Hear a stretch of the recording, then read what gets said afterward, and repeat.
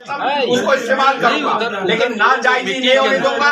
ये हर चीज में सगीर सदर भी बने, स्पेशल असिस्टेंट भी बने, फिर उसके बाद डिप्टी मेयर भी बने। तो सही हम क्या कर रहे हैं, जेलें हम काटे, आज मीटिंग उसके बाद बहन बन रहे हैं। आज साहब ये तो इतना तो चलो चेयरमैन साहब को कहें कि अगर आप निकालना चाहते हो निकाल दो, लेकिन विरोध नहीं होना चाहिए। नजमुद्दीन सिरेवाल के बंगले पे कराता चेयरमैन उससे आप कहेंगे कि मुझे भाई काम करना भी पड़ता है, मैंने कहा करो यार। हैदराबाद में तो क्यों व्यवसाय का कुछ डिमांड हो रहा नालो भेन जो आयो हिनखे कटे पीटीआई वारे उनखे ॾिनो जंहिं मूं सां इलेक्शन भाई अबू भाई सुन, मैं तो बोल रहा हूँ कुछ ही न बाबा